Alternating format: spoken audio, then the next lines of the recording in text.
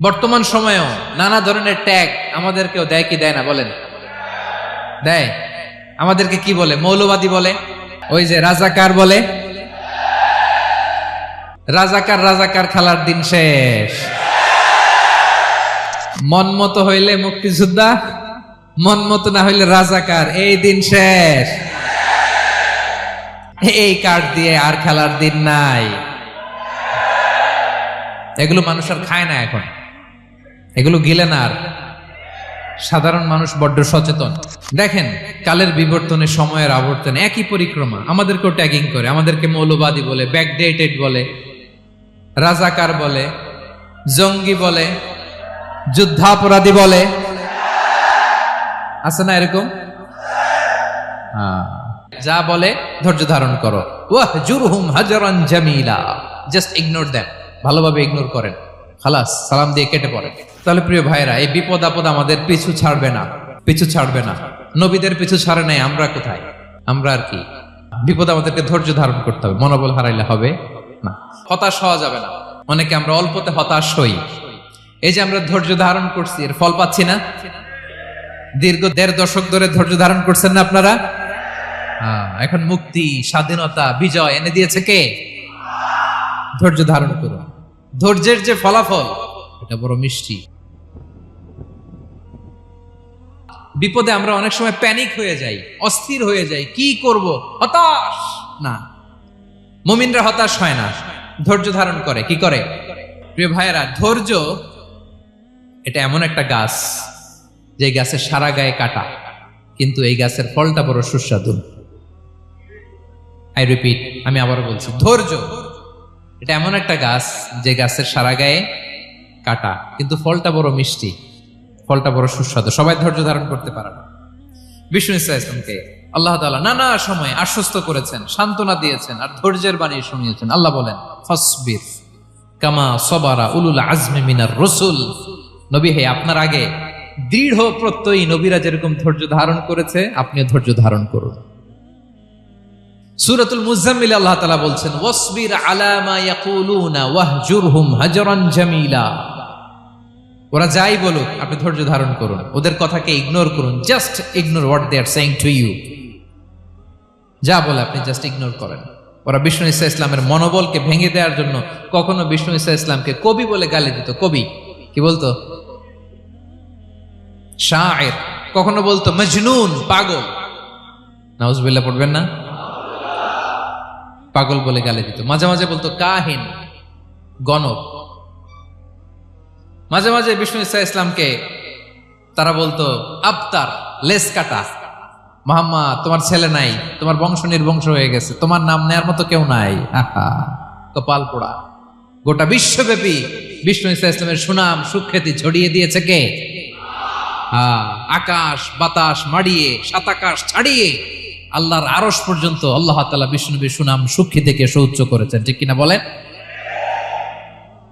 Ignore করুন। আপনাকে কবি বলে, গণক বলে, আপনাকে পাগল বলে, আপনাকে লেস কাটা বলে, জাস্ট ইগনোর দেন। বর্তমান সময়েও নানা ধরনের ট্যাগ আমাদেরকেও দেয় কি দেয় না বলেন? দেয়। আমাদেরকে কি বলে? মৌলবাদী বলে,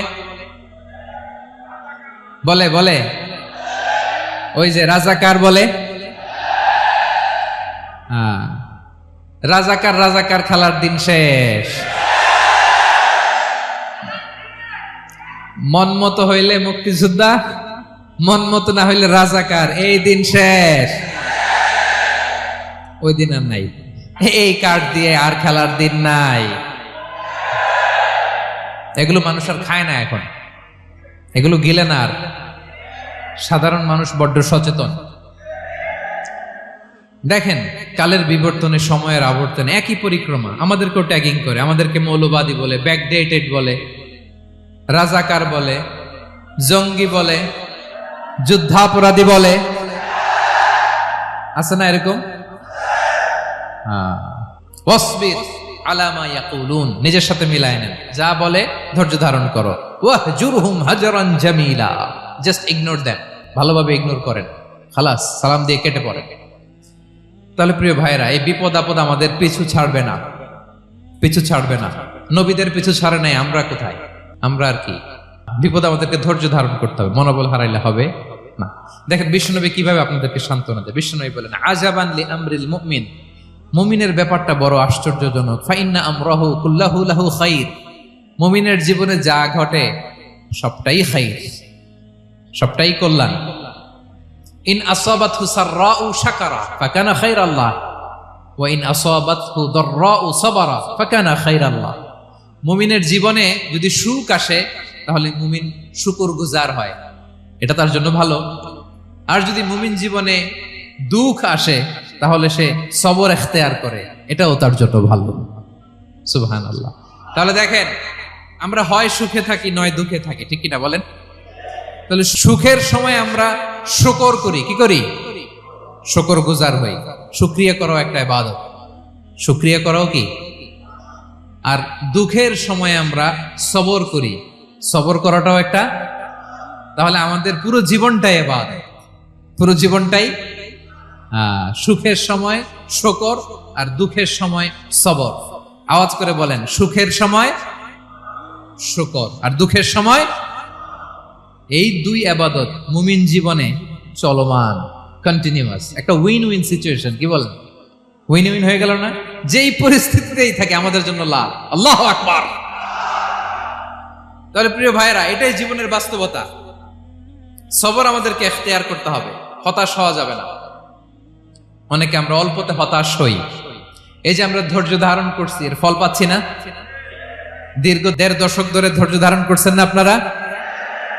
এখন মুক্তি, স্বাধীনতা, বিজয় এনে দিয়েছে কে? ধৈর্য ধারণ করুন। ধৈর্যের যে ফলাফল, এটা বড় মিষ্টি।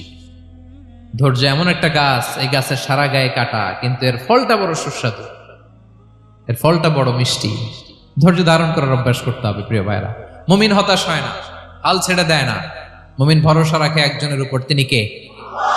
লা তাইআসু মির রাউহিল্লাহ ইন্নাহু লা ইয়াইআসু মির রাউহিল্লাহি ইল্লাল কওমুল কাফিরুন। আল্লাহর রহ থেকে, রহম থেকে নিরাশ হয়ে যাও না। কাফির ছাড়া, অকৃতজ্ঞ ছাড়া কেউ আল্লাহর রহ থেকে, আশা থেকে নিরাশ হয় না। শয়তানের সবচেয়ে বড় মিশন হলো আমাদেরকে হতাশ বানানো, এটা খেয়াল রাখবেন। শয়তানের সবচাইতে বড় মিশন কি? আমাদেরকে হতাশ করে দেয়া। হতাশ বানাইতে পারলে সে সাকসেসফুল, খুশি। কিন্তু আমরা এত সহজে হতাশ হই না, আমরা নিরাশ হই না, আমরা বিপদে হাল ছেড়ে দেই না। আমরা ভরসা রাখি এক মহান সত্তার উপর, তিনি কে? মনে থাকবে? বিপদ আসলে ভেঙে পড়বেন, ভিসা না হইলে কান্নাকাটি শুরু করবেন, ব্যবসায় লস হইলে হাউমাউ, হতাশ হবেন, ভেঙে পড়বেন। ধৈর্য ধারণ করব আমরা। আওয়াজ করে বলেন, আমরা কি করব? সবর। বিপদ ট্যাকেল দেওয়ার প্রথম স্টেপ হচ্ছে সবর। ধৈর্য ধারণ করতে হবে। অবশ্যই সাবিরিন, ধৈর্যশীলদেরকে সুসংবাদ দাও।